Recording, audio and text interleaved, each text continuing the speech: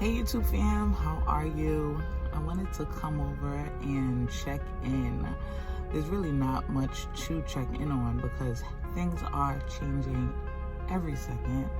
I wouldn't know exactly how they're changing because I've been so ignorant and watching the news. Like, I don't want to know. But when I do get phone calls and speak with my family and friends, they are updating me. And embarrassingly, sometimes my updates are coming from Instagram, but I try to disregard those as much as I disregard the news. So just wanted to come on here and kind of shed some light about what I am experiencing during this pandemic. I'm a social worker. I think I told you all that before, plenty of times probably. But as a social worker in child welfare, my position is essential. My position requires me to supervise other social workers who have to go out to homes to ensure that children are safe with their parents, right? So like, we're not off because children need to remain safe. We need to make sure that they remain safe. And because of it, I'm still working while my son now has to be homeschooled. And I'm like, oh. And as always, I give a shout out to stay-at-home moms, but this is much different, right? I'm actually going to be interviewing a stay-at-home mom on my podcast, so I'll get some more insight. But a stay-at-home mom, in my understanding, has the sole responsibility of making sure her family is well. While staying at home, I know that plenty of moms or stay-at-home dads, I don't want to exclude anyone, have some part-time jobs where they can do some virtual assisting or some phone calls, like customer service representatives. Because trust me, I've looked up some stay-at-home mom jobs before. But now my son is home from school. That's another part, unless you're a homeschooling stay-at-home mom who also has a part-time job. Maybe we see each other. But I now have to teach him, as required by his teacher in the Department of Education, send proof that he's completed the assignments, all during the hours that I'm also required to participate in Microsoft Teams meetings, answer emails, contact clients, and document all of my efforts, like during the same time. You remember those Venn diagrams? Don't they go like this? Whatever. So it's been hard out here for a pimp. Like, it's been difficult. My son is definitely failing kindergarten. It's been difficult. I've been focusing on reading, writing, and math. I'm sorry to that art teacher. I'm sorry to that gym teacher.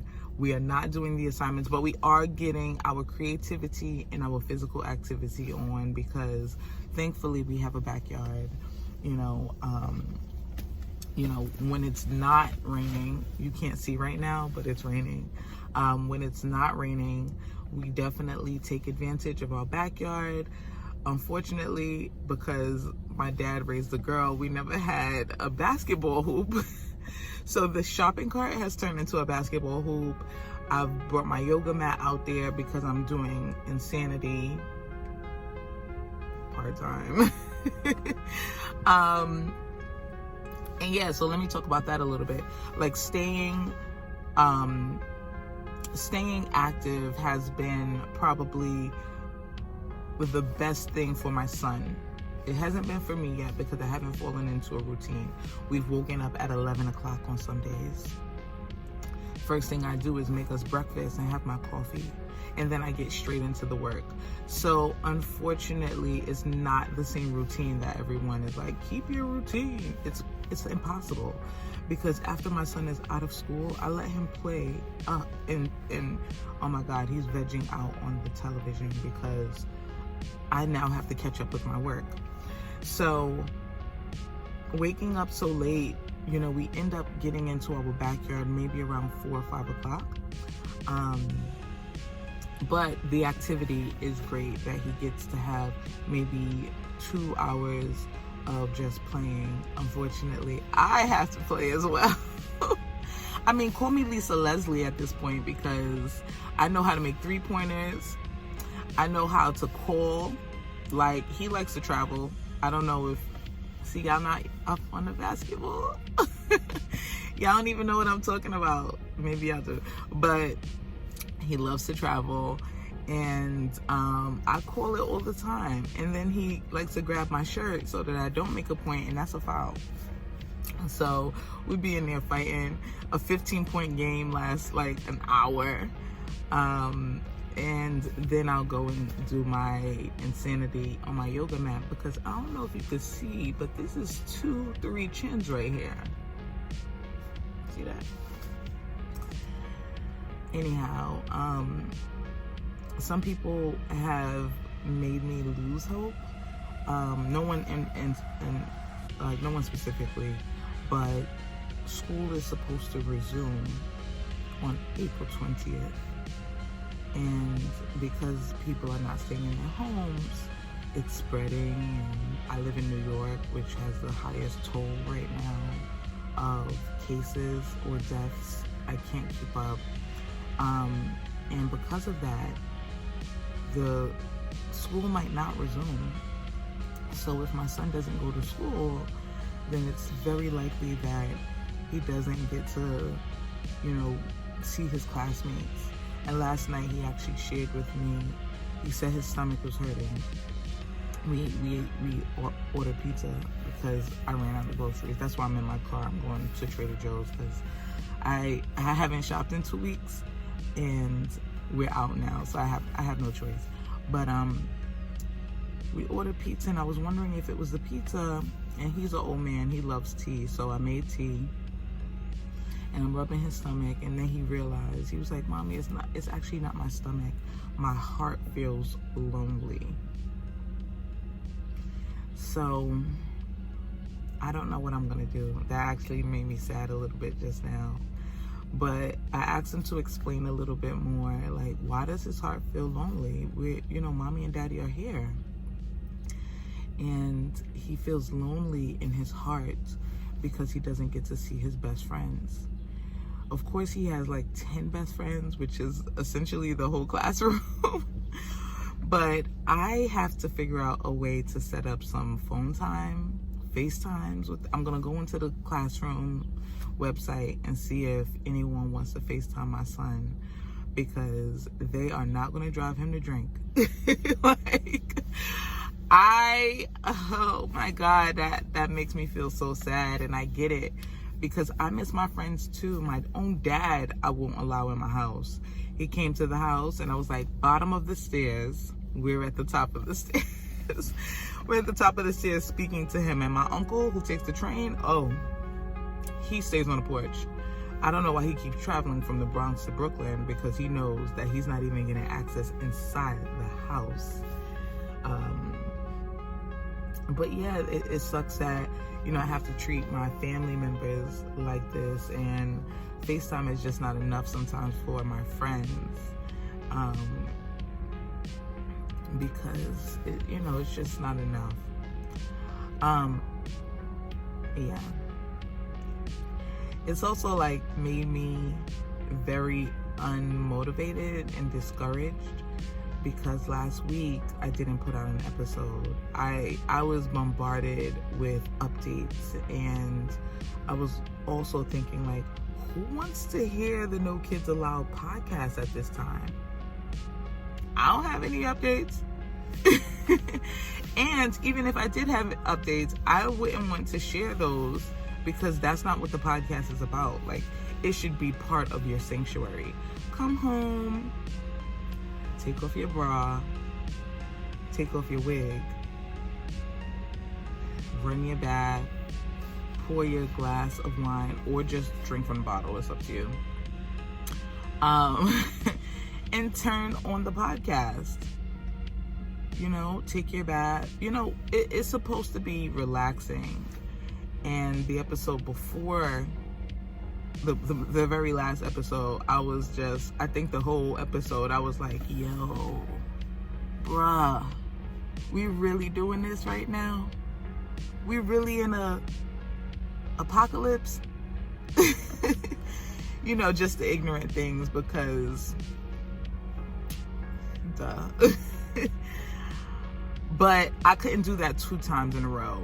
And after my shock, it was more so dismay and sadness and confusion. And that's too vulnerable for me to share, and too daunting for me to put any listener through.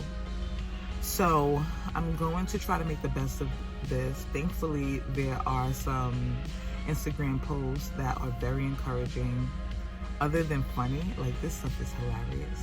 I don't know who's sitting home and making these, but thank you.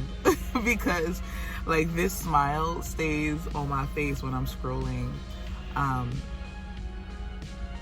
But then I also get the encouraging posts that say things like, this is the time. And sometimes that even gets me, because I am working on a project. I'm working on a project right now.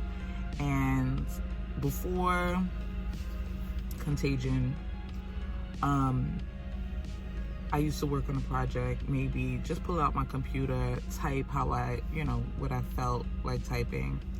And so it would be maybe a couple of words. It would never be huge. Obviously, I'm writing a book. So now these encouraging posts sometimes feel like pressure, because they're saying things like, if you're not taking advantage of this time, then you're missing an opportunity. That's the voice that I'm reading it in. And I feel like, whoa, back up. You don't know my life. As I said in the beginning of this video, I am still someone's supervisor, still making sure that they're accountable for families in need. The other day, I spent maybe an hour and a half figuring out how to get groceries to a family. It sounds crazy, but I'm in one area I'm in Brooklyn, New York, and this family's in Staten Island, New York. Homegirl is not driving. And then we've also been notified that we can't, because in regular circumstances, if a family needed groceries, what we would do is we would actually go grocery shopping with them or for them, right? This is not for everyone. You know, many people, we tell them budget and tell us what you spent your money on before we help you. But eventually we would do one of those 2 things: go grocery shopping with them or for them, deliver. Right now they're telling us don't do that, because we can infect if they're not a high risk case, we can infect the family if we have it along our route to them. Amazon Fresh is out of everything. Amazon Whole Foods doesn't deliver to everywhere. ShopRite online, the pickup appointments, because you still have to make appointments for pickup if you're going to shop online and then pick up. You can't pick up until April. The delivery is until May. Like, how am I going to get things to this woman who has a 3-year-old and a 1-year-old? So yeah, I cannot take advantage of this opportunity. I love that voice. If I'm still like putting out fires, and then I still need to educate my son. And by the time I'm catching up with the not fires but still required task of my work, it's 8 o'clock. I gotta cook dinner. So life hasn't changed. Life hasn't stopped. Creatives that are out there, hats off to you. I can't wait to see what you create, because many creatives, their job is to create, right? So if they're sitting home right now, they're on double time. They like Energize the Bunny, but I'm not there yet. So I just don't want to be pressured, discouraged, and so forth. I'm going to take my time. I'm still writing 1 page in my book at a time. And that's all. Anyway, I am going to Trader Joe's. I'm not going to Target. Target misses me. They called me. They said, where you at, girl? We miss you, girl. You haven't been here buying nothing that you need in a long time. When you coming back? And I said, Target, do you know what's going on outside? I'll see you next year. But I'm going to Trader Joe's. Hopefully they have everything. They're letting the elderly folk in from 9 to 10. So it's 9 o'clock right now. I'm driving there. It takes maybe 20 minutes, and then I'm going to join the line. Well, it takes 20 minutes to get there and 30 minutes to find parking. So I'm going to join the line and see if they have meats, because that's all I'm trying to get. Some chicken, some turkey, some fish. Maybe I'll let you guys join me. Bye.